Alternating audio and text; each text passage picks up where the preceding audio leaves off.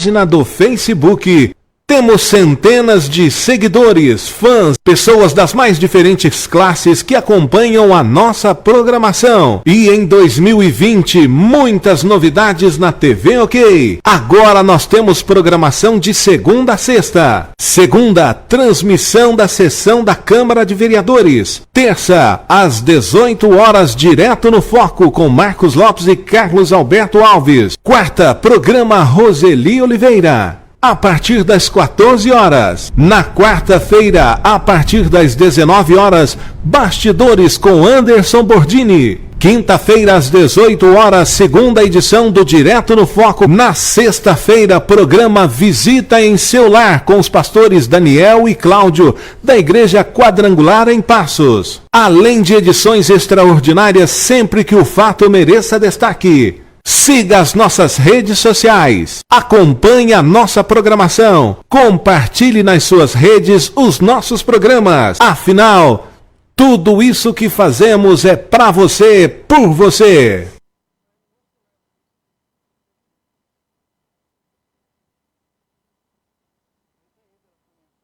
Atenção, o programa a seguir é uma produção independente. Todo conteúdo e opinião é de responsabilidade de seus idealizadores e produtores.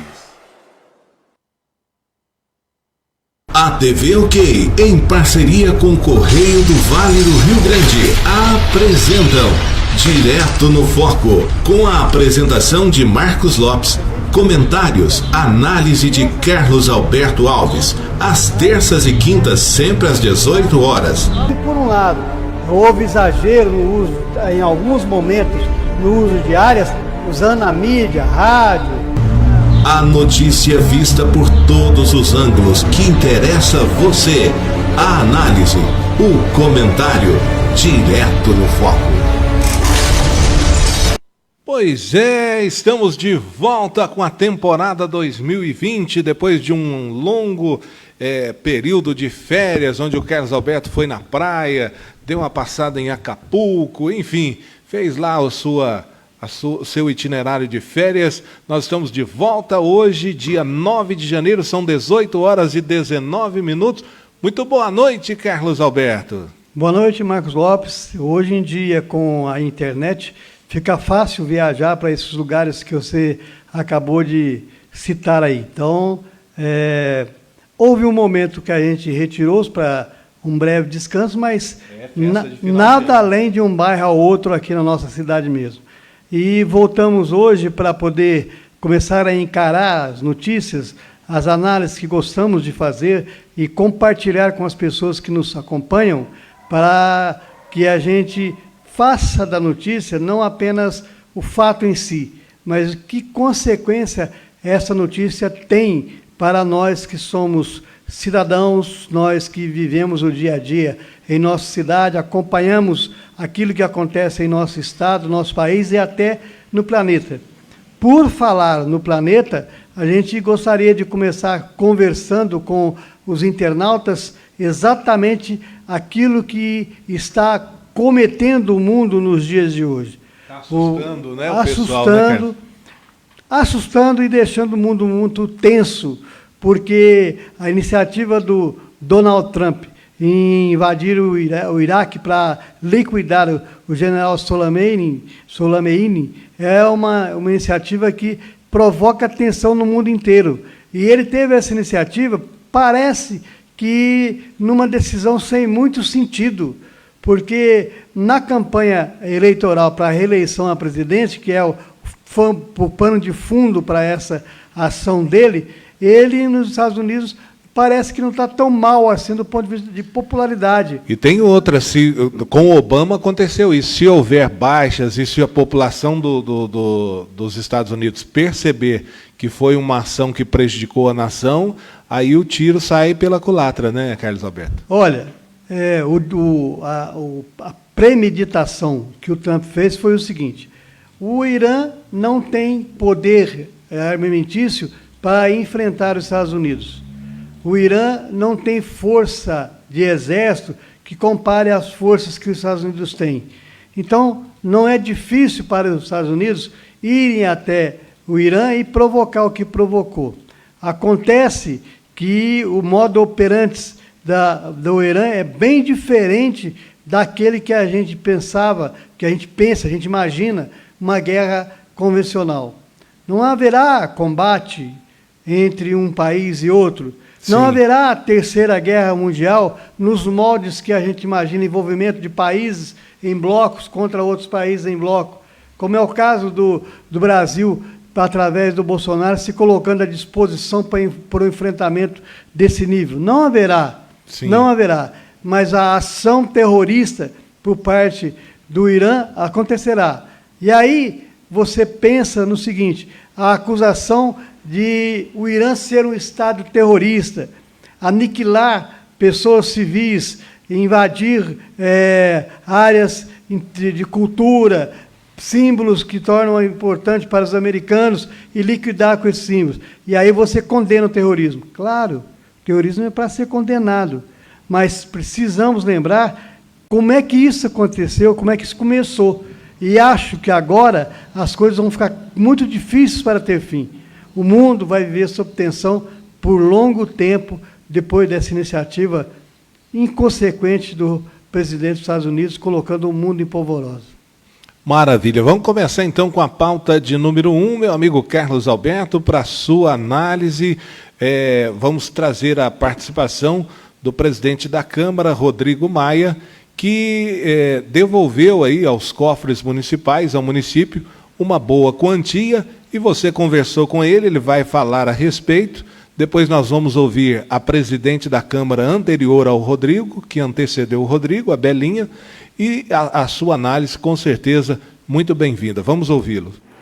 Vereador Rodrigo Maia, presidente da Câmara Municipal de Passos, hoje, no dia 7 de janeiro, conversa com a nossa reportagem explicando a devolução das obras que a Câmara faz ao Executivo. Qual o valor, vereador?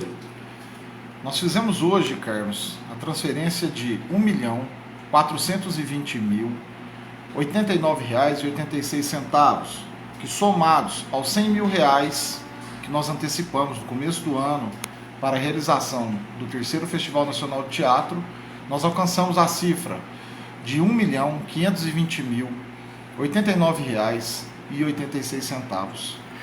Essa devolução, ela se destaca entre as outras todas que foram feitas até hoje. Que patamar ela se situa? Bom, Carlos, pelos estudos que nós fizemos, é sem dúvida a maior devolução da década. Mas em valores nominais, é a maior devolução da história da Câmara Municipal de Passos e talvez uma das maiores em termos proporcionais ao orçamento.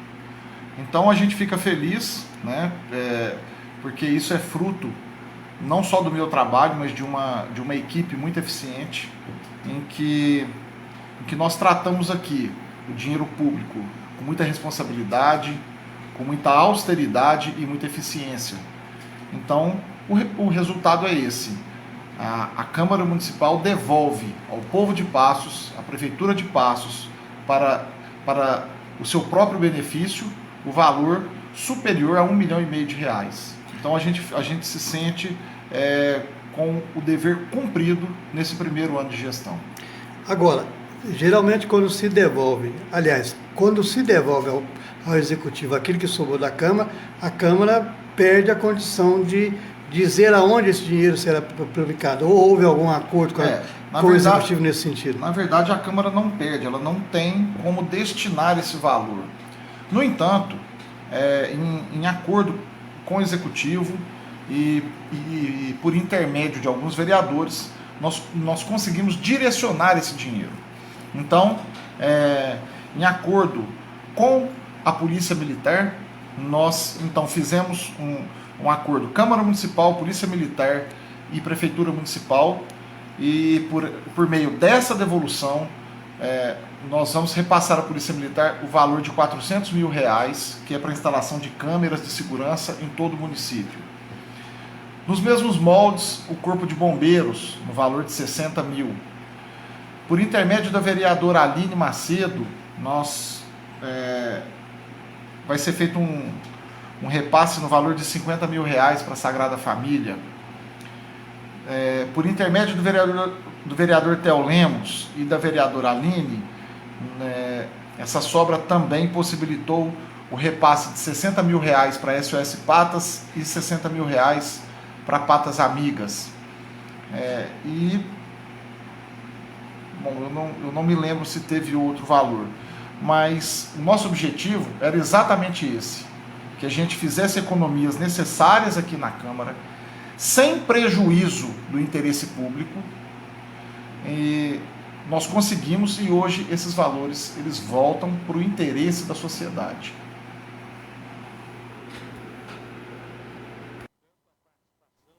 Portanto, a participação do Rodrigo Maia. Então, nós vamos ouvir agora a análise de Carlos Alberto. Você está na ponta da agulha com a entrevista da Belinha? Sim, sim. Vamos ouvi-la em primeiro? Vamos ouvir, porque faz parte do contexto, aí a gente faz uma avaliação somente num tom só. Vamos lá. Boa noite, Carlinhos. Desculpa estar te respondendo só agora. Eu diria o seguinte, que o resultado do Rodrigo Maia é um resultado positivo, um resultado que gerou, sim, uma economia muito grande para o município, porém, é uma economia que também é resultado de excelências nas administrações de outros, dos presidentes que antecederam. Desde a época da tia Senira, depois veio o Dentinho, veio o João Rezende, veio a mim, né? Os trabalhos que foram feitos foi chegando nesse resultado de agora, ou seja, a Câmara hoje, na gestão do Dr. Rodrigo Maia, não precisou de reforma, não foi feita nenhuma ampliação. Tudo que foi feito nas gestões anteriores, né, levou a ter, né, um ponto positivo para que ele chegasse no resultado de agora. O resultado maior pela qual ele está devolvendo mais recursos foi a questão dele ter fechado a Câmara. Uma vez que fechou a Câmara de manhã, ele deu uma economia, né, para o município em dinheiro, porém colocou famílias na rua. Então tem os dois lados, né? Gerou uma economia em cima de desempregos. Então tem os dois lados aí para ser analisado. E nós pagamos, né, todos os encargos trabalhistas, nós pagamos dívida na minha gestão de INSS, né, que a Câmara devia. Ele pegou a Câmara redondinha, sem nada para pagar, né, inclusive com a folha de janeiro empenhada, né, eu deixei o pagamento de janeiro empenhado, ele não entrou no orçamento dele, sim ficou do meu. Então, acredito que para chegar no resultado que ele chegou, ele tem que sim agradecer, né, e valorizar o trabalho dos presidentes que antecedeu, né? Então, digo isso. E outra, sem contar que o administrativo dele hoje é o mesmo administrativo que nós tínhamos, né, na minha gestão, que é o nosso querido Maico. E o Neiber, que hoje está como assessor legislativo dele, também foi meu secretário administrativo. Então, eu não quero comparar, né, porque cada administração é uma administração, porém, eu falo e reafirmo, o resultado do Dr. Rodrigo Maia hoje, na questão de economia, vem do resultado do trabalho dos presidentes que antecederam, né? Com relação ao fechamento da Câmara, gerou, sim, uma economia maior, né, que dá mais visibilidade, mas é uma economia também em cima de desemprego. Então, cabe aí analisar se valeu a pena, né, economizar para o poder público, mas colocar famílias na rua e gerar desemprego, né, onde a gente trabalha para que a cidade tenha emprego. Na gestão dele, ele gerou também uma quantia boa aí de desemprego, economizando o quadro de funcionário com o fechamento da Câmara na parte da manhã. Então, são administrações diferentes, com pensamentos diferentes, mas com o objetivo é um só, né? Trabalhar com coerência e com responsabilidade o recurso público, que eu quero aqui voltar a parabenizar todos os presidentes que antecederam, né? Desde a época do Chaparral, a tia Senira, Dentinho, João Rezende e a minha pessoa, né, a qual deixo aí a certeza de que fiz o melhor dentro das nossas limitações e com muita responsabilidade também com o recurso público. Pois é, a Belinha coloca um ponto importante. Eu não sei se nós conseguimos colocar aqui nesse pequeno áudio dela uma outra afirmação que ela fez, que é o seguinte: o dinheiro que é destinado à Câmara é o orçamento da Câmara. Então, o uso que a Câmara faz desse recurso é de autonomia do próprio Legislativo. Então, ela fala que o Rodrigo não ampliou nada, não fez nenhuma reforma, que as reformas foram feitas antes, que ele, no plenário, começou a ceder o plenário só depois de algum tempo, depois que ele assumiu a presidência, que, na gestão dela, esse plenário era de segunda a segunda-feira cedido para a população, para uso dele, isso tem custo, e o valor devolvido, então, é aquele que não deveria mesmo ser usado pela Câmara por modo algum. Mas, enquanto houvesse algum tipo de atividade ou algum tipo de necessidade, ela cita um caso importante, que aí não é importante registrar, que ela elaborou, pagou por um projeto de energia fotovoltaica para a economia de energia elétrica na Câmara. E esse projeto foi feito, a licitação para a execução deveria ter acontecido e não aconteceu. Nós conversamos também, ou melhor dizendo, nós tivemos a repercussão disso em pessoas aliadas ao Rodrigo Maia, que afirmam que essa licitação vai acontecer em janeiro e que houve pagamento de reformas que o Rodrigo Maia fez na rede elétrica da Câmara Municipal, mas nós vamos conversar com o Rodrigo a respeito disso. Importante agora é saber o seguinte, o dinheiro foi devolvido, alguma parte desse dinheiro já é carimbado, houve um acordo. O prefeito precisa cumprir esse acordo? Não, não precisa. Ele tem autonomia para usar do jeito que ele quiser. Mas também acho difícil o prefeito não cumprir aquilo que combinou, sendo que o dinheiro que vai ser usado é para o bem da população de modo geral. Questão da segurança, Olho Vivo, questão das ONGs, questão da Sagrada Família, questão das ONGs Patas Amigas e SOS Patas, Corpo de Bombeiro, tudo tem destino correto, é destino para melhorar o serviço à população. O importante é saber o restante, vai sobrar mais pelo menos uns R$800 mil, que devem ser aplicados pela Prefeitura e onde esse recurso será aplicado. Dinheiro para a Prefeitura parece que não vai faltar. Vai ter aí o pagamento que o Zema prometeu fazer, vem dinheiro do pré-sal, vem dinheiro do governo federal, então tem recursos para chegar aí no último ano de mandato do prefeito Renatinho Orives, que até agora teve uma gestão muito questionada, muito sem norte, sem rumo, é o que aparenta aqui para a população. Quem está lá no gabinete deve ter outra percepção, porque tenta fazer e, de repente, não encontra recurso. Mas a população não tem nada com isso e, pelo contrário, ela tem mesmo que cobrar. Como andar nas ruas de Passos em Dia?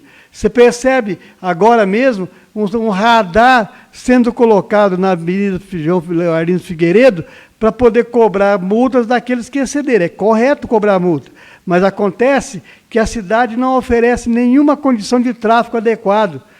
As pessoas estão sofrendo muito com isso e agora até sendo estimuladas a recorrer à justiça para ter os seus danos compensados. Tudo isso vem ocorrendo numa gestão que não norteia, não diz para que veio, e a situação da cidade é calamitosa. Falta dinheiro aqui na cidade de Passo? Eu acho que falta, pela necessidade que a cidade tem.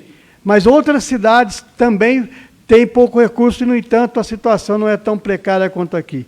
Quer dizer, gerir é saber trabalhar quando o cobertor é curto e fazer atendimento à população, pelo menos de uma forma razoável. Não é o que acontece com o prefeito. Se chegar recurso e ele souber gerir, pode ser até que mude o quadro. Então, falta pouco tempo para isso. Pode ser. Mas competência para resolver as coisas até agora nós não vimos. Uma coisa, Marcos, que eu queria aproveitar e falar aqui, olha, tem um trecho na Arlindo Figueiredo que tem lugar onde o ônibus circular passa por ali. Esse trecho é escuro e inseguro, e as pessoas que têm que sair à noite do serviço daquela região, dos próprios mercados que tem por ali, o ABC, tem um outro de supermercado do Varejão lá em cima, Minas Marte, né? Se não me engano. Marte Minas, se não me engano, todos eles, ali a população fica exposta de maneira, quem vai tomar o ônibus fica exposta de maneira segura. Nenhuma medida. E eu queria até perguntar ao secretário de Planejamento como anda o processo para a licitação de novo transporte coletivo para Passos, porque o que está aí é provisório. Será que já está andando? Nós vamos saber dele. Tá certo, tá aí então a análise de Carlos Alberto Alves. Vamos ouvir agora o Plínio, que faz parte da Acimov, porque notícias dão conta que a administração municipal, algumas lideranças enxergaram a importância. Até no próximo programa o Gilberto Almeida também vai fazer um comentário a respeito do setor têxtil, de confecção e de móveis aqui em Passos. Hoje ele vai fazer um outro comentário, mas é importante nós ouvirmos o Plínio para análise, não só sua que acompanha o Direto no Foco, mas também a análise do nosso comentarista, Carlos Alberto Alves. Boa tarde, Carlos Alberto. Muito obrigado pela oportunidade de divulgar o primeiro evento de 2020 da Acimov, que é o segundo Moda Rústica. Evento realizado em parceria com a Prefeitura Municipal e um grupo de arquitetos da cidade de Passos. Essa parceria entre a Acimov e o grupo de arquitetos começou na última Expo Móveis Rústicos de 2019. E de lá para cá a gente vem fortalecendo essa parceria e a gente pensou em criar esse evento, Moda Rústica, com todos os ambientes de uma casa. É um evento totalmente diferenciado, porque ali o cliente vai chegar, o visitante vai chegar e vai conhecer uma casa toda mobiliada com móveis rústicos. E o cliente vai entender que dá para colocar móveis rústicos, que fica muito bom colocar móveis rústicos em qualquer ambiente da casa.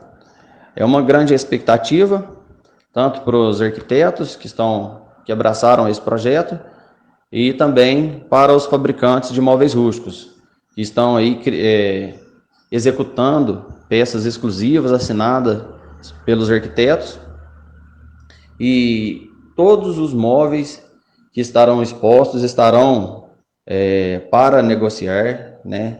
O cliente ele pode chegar, ele pode adquirir os móveis ali no local, ele pode ver o móvel e pedir esse móvel com uma medida diferente que dá para executar.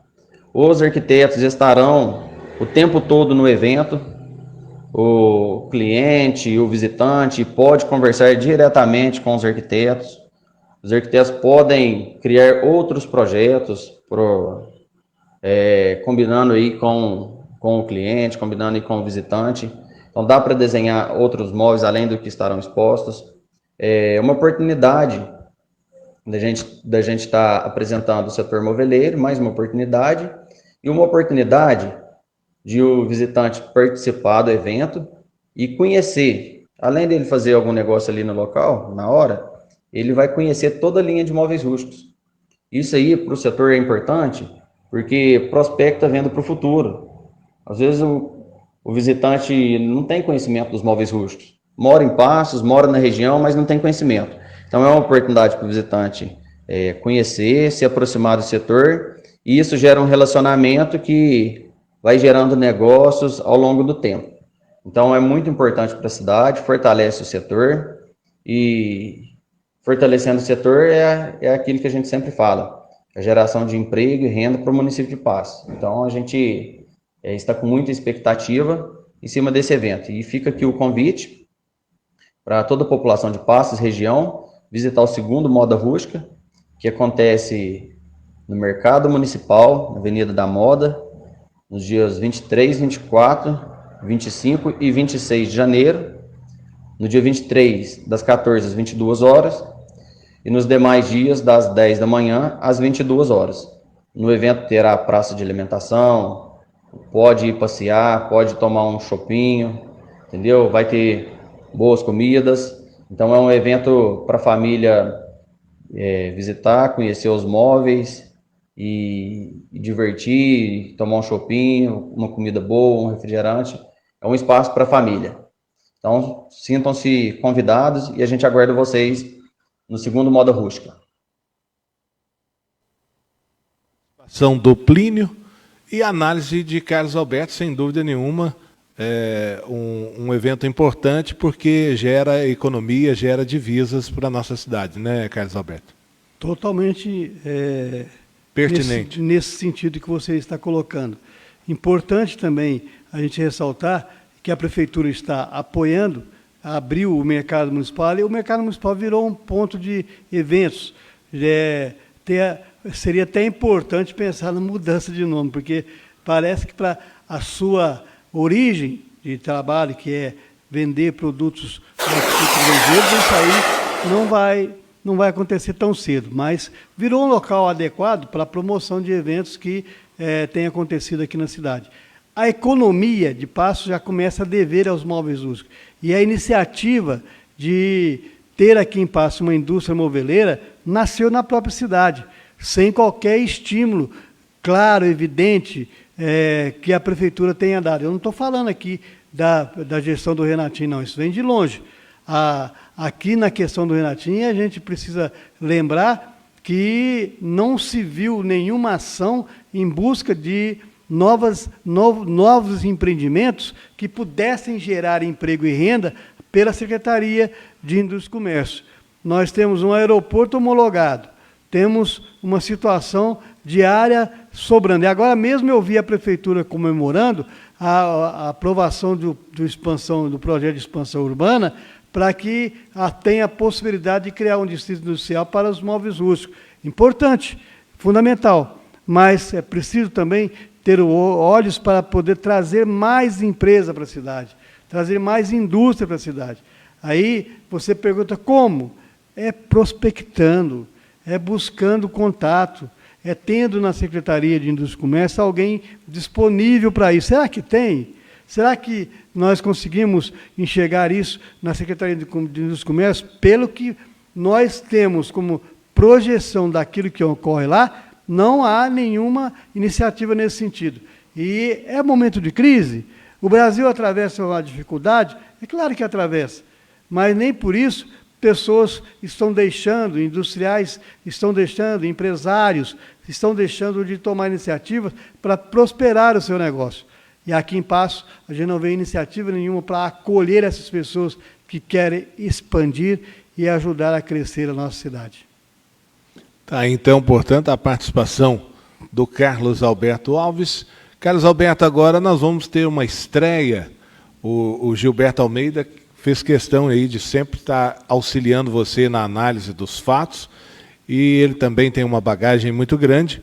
Vamos ouvir o que ele vai comentar, porque hoje, Carlos Alberto, de forma inédita, você vai comentar o comentário. Vamos lá. Populares. Mas do jeito que a coisa está, não pode mais continuar. Essa fase, digamos assim, não muito ativa. Então nós vamos trazer ele para o outro lado, de forma ativa. A sua análise, as suas ponderações são muito importantes. Nós vamos aqui, direto dos nossos estúdios da Web TV OK em Passos, e até a capital mineira, Belo Horizonte. A grata satisfação de conversar com ele, de ter a análise dele, a participação dele. Vamos trazer Gilberto Almeida. Tudo bem, Gilberto? Tudo bem, Marcos. Um abraço a todos do estúdio, um abraço aos telespectadores. Para mim é uma grande alegria poder, e uma grande surpresa, poder de alguma forma contribuir com as discussões políticas, com o pensamento político da cidade de Passos, que eu tive, o destino me levou para longe da cidade, mas que eu levo comigo como a minha terra, onde nasceram os meus filhos, e sempre estou nutrindo um amor muito grande e um desejo que a cidade esteja sempre progredindo. Gilberto, eu tive a oportunidade... pois não. E nós queremos que na próxima legislatura você venha contribuir aqui de alguma forma, todo esse know-how que você tem, e ainda mais agora com mais bagagem aí na capital mineira. Eu acho que vai ser de suma importância ter você aqui participando de forma talvez não muito direta, porque você está morando aí, mas a sua contribuição é e sempre será bem-vinda aqui para o povo passense, viu, Gilberto? Qual é o tema que você escolheu? Tantos assuntos importantes pipocando aí na imprensa, na mídia de forma geral, não só em nível municipal, mas também estadual, federal e até mundial, já que hoje o que vê aí nos jornais, na mídia, é esse imbróglio aí que está Trump e o povo lá do Irã, hein, Gilberto? Qual que será a sua análise nessa sua estreia aqui na Web TV OK? Bom, eu quero conversar, debater, discutir e principalmente sensibilizar as pessoas com relação à campanha municipal. O nosso objetivo primeiro é a nossa cidade, é Pasto. E eu tive a oportunidade de assistir os debates, as discussões, as entrevistas de muitos candidatos que aqui se apresentaram. E confesso que muitas ideias boas foram colocadas. Muitas coisas positivas, muitas inovações. Mas acontece que eu não consegui decifrar de onde virá o dinheiro para isso. E todos, invariavelmente, todos aqueles que aqui se apresentaram tiveram boas ideias, mas não conseguiram transmitir como fazer para viabilizá-las.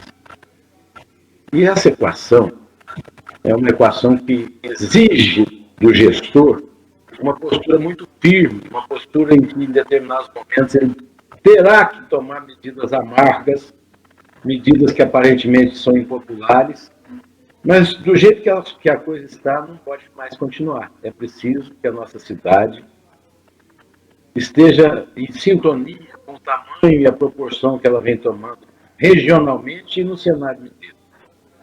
E para isso, para que a gente recupere a capacidade de investimento, a equação é muito simples. Receita precisa crescer, despesa precisa ser contida. E para fazer essa equação funcionar, vamos começar falando da receita.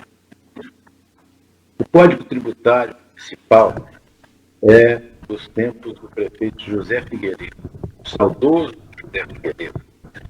E desde lá fizeram algumas alterações, georreferenciamento. No entanto, alterações que visem a recuperação efetiva dos tributos municipais, porque quando é fundo de participação em ICM, o município pouco pode fazer.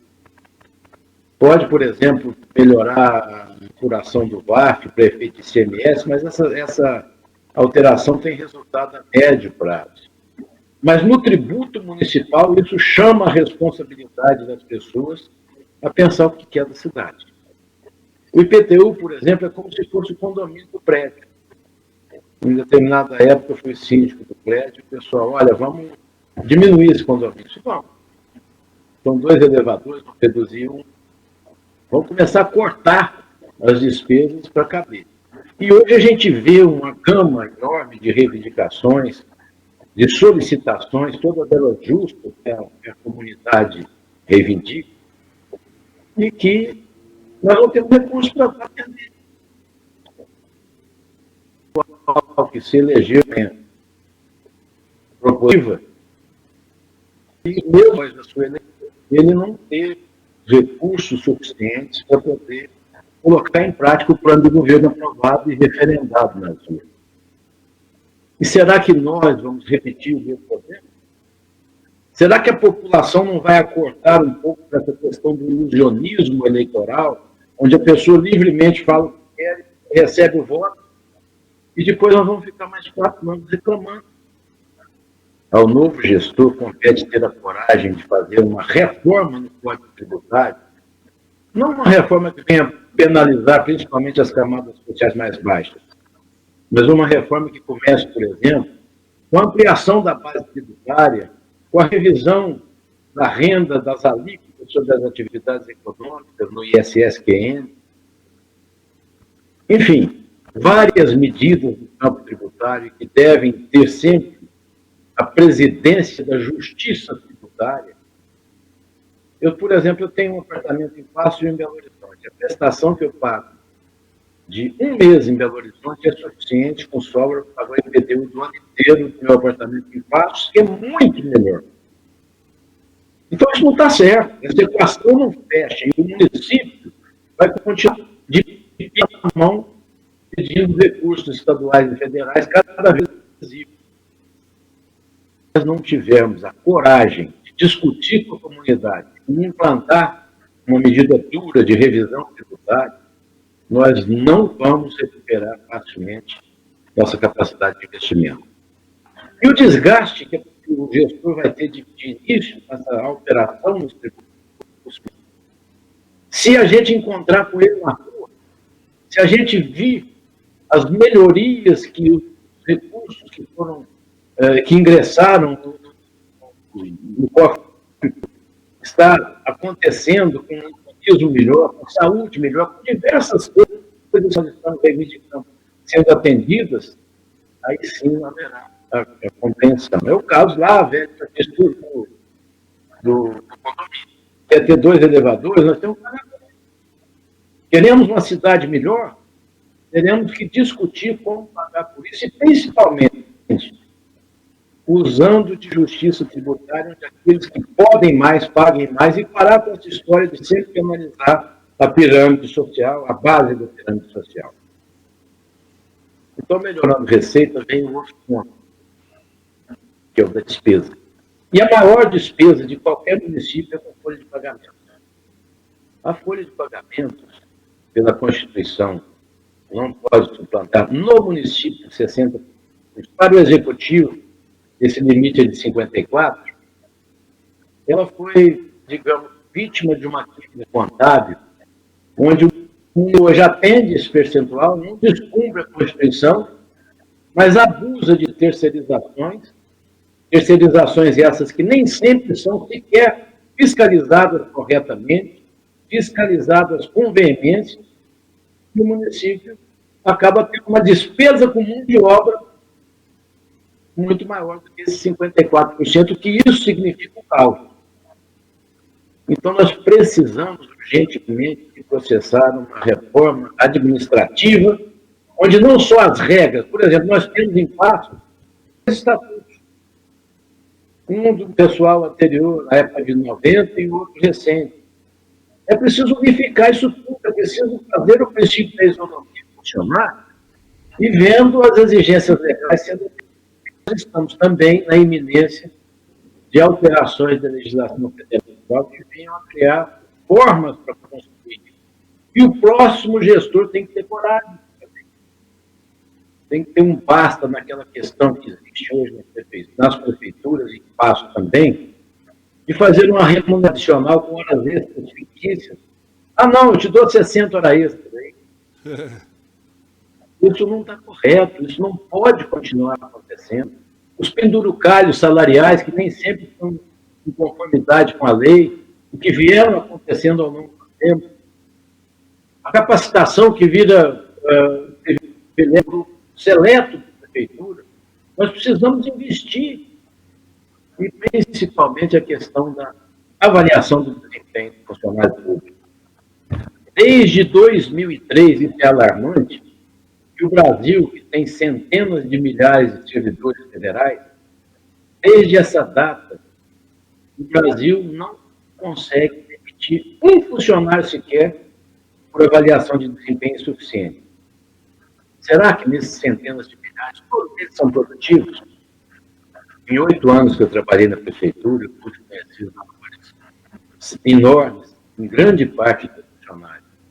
Mas ali tinham também pessoas que não estavam adequadas, que não queriam produzir, e ninguém fazia nada para corrigir isso.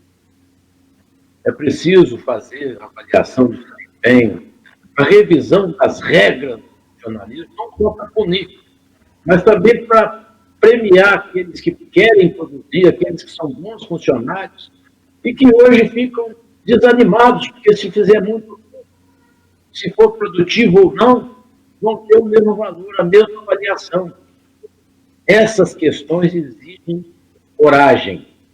E essa coragem precisa ser maior, e dentro do amadurecimento democrático, precisa ser discutido na campanha.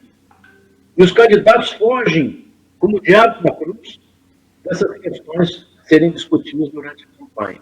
E depois, quando assumem, não conseguem resolver e ficam eternamente à mercê de uma prefeitura que não consegue responder aos anseios da cidade, principalmente de uma cidade que tem uma cidade que é a capital do Sudoeste Mineiro, uma cidade que vem crescendo, que vem evoluindo.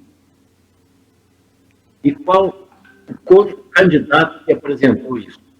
Falar, por exemplo, que vai ter guarda municipal, que vai ter administração regionalizada, que a saúde vai mudar só porque o nome é outro. Ah, não, o meu nome vai garantir que nós teremos, então, uma gestão diferente. Eu vou fazer reduzir.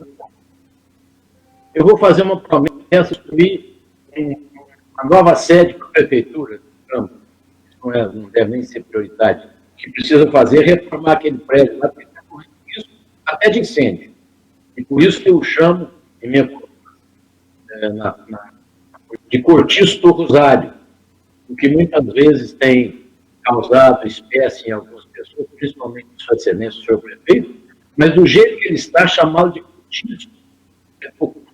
Eu sou engenheiro eletricista, aquele cipoal de fios esparramados pela prefeitura impõe em risco a segurança daqueles que ali trabalham.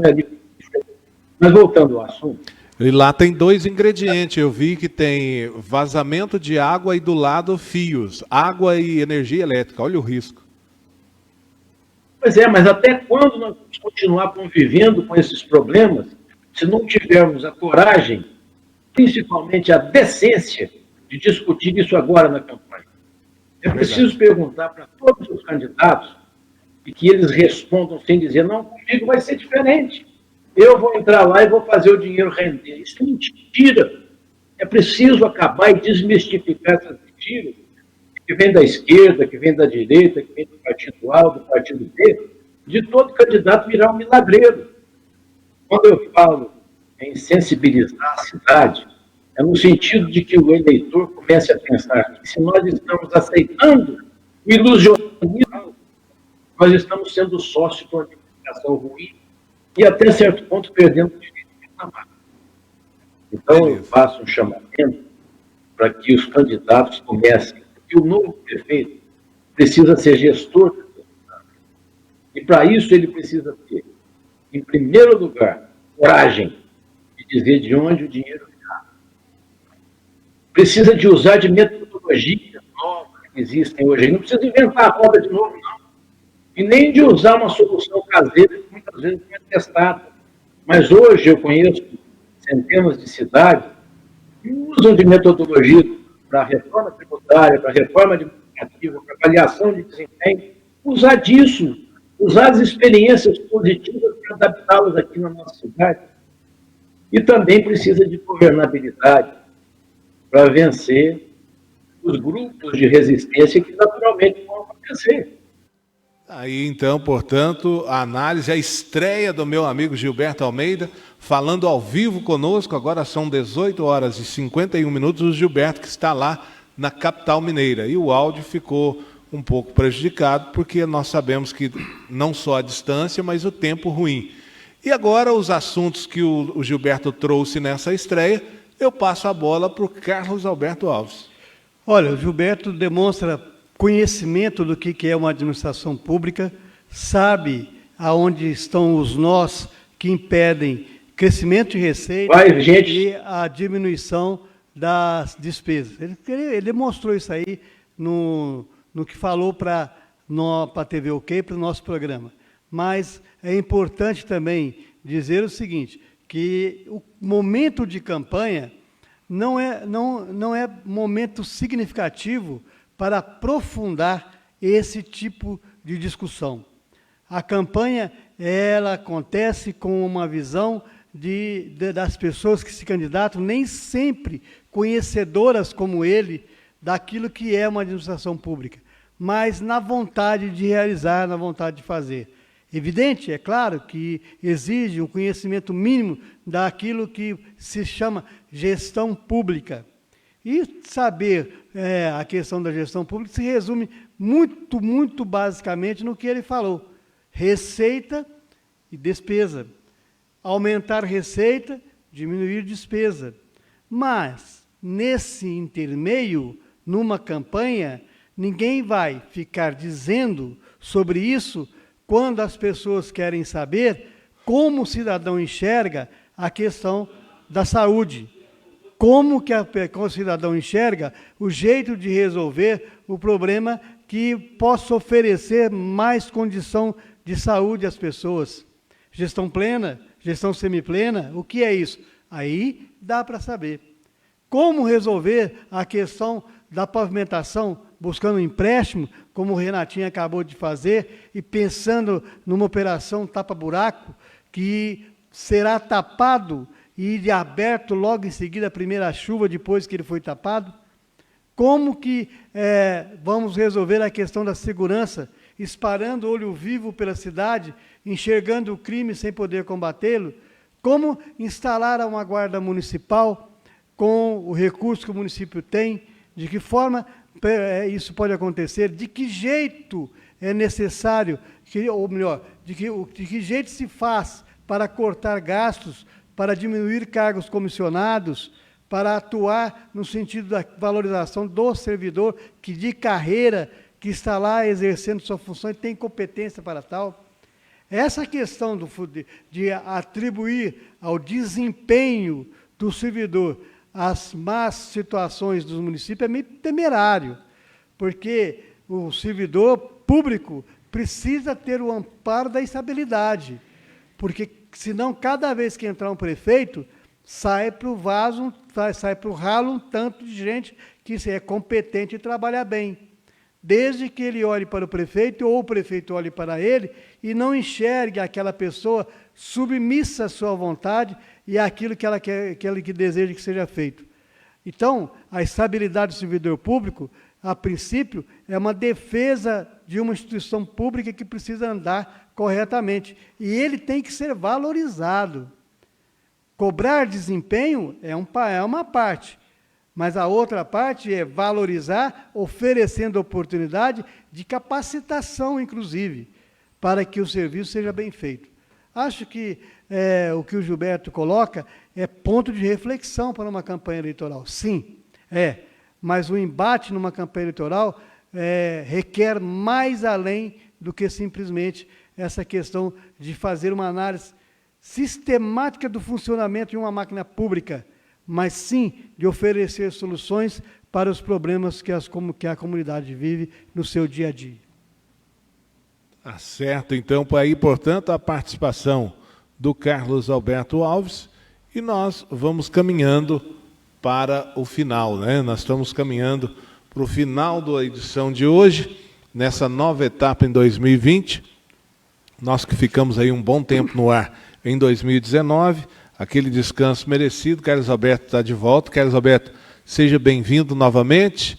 E agora, na terça-feira, a partir das 18 horas, nós estaremos aí com a segunda edição dessa nova temporada 2020 do Direto no Foco.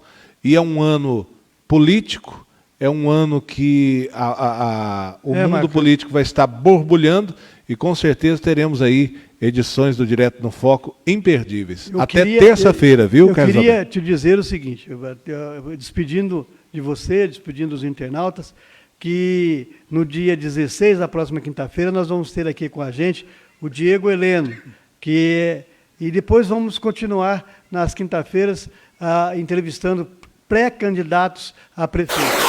E a intenção nossa é fazer com que o nosso programa, aqui na sua parceria, seja um programa de provocação. Sim. De provocação àquilo que o debate eleitoral vai trazer à cidade. Então, cobrar atitudes, cobrar soluções, fazer deste programa um lugar onde as pessoas possam pensar junto com a gente em soluções para a cidade, como aconteceu agora mesmo. Olá, bem-vindo a mais então, é importante que a gente tenha essa visão e aprofunde essa visão junto com a comunidade, porque o ano decide o futuro nosso para os próximos 4 anos que virão por aí.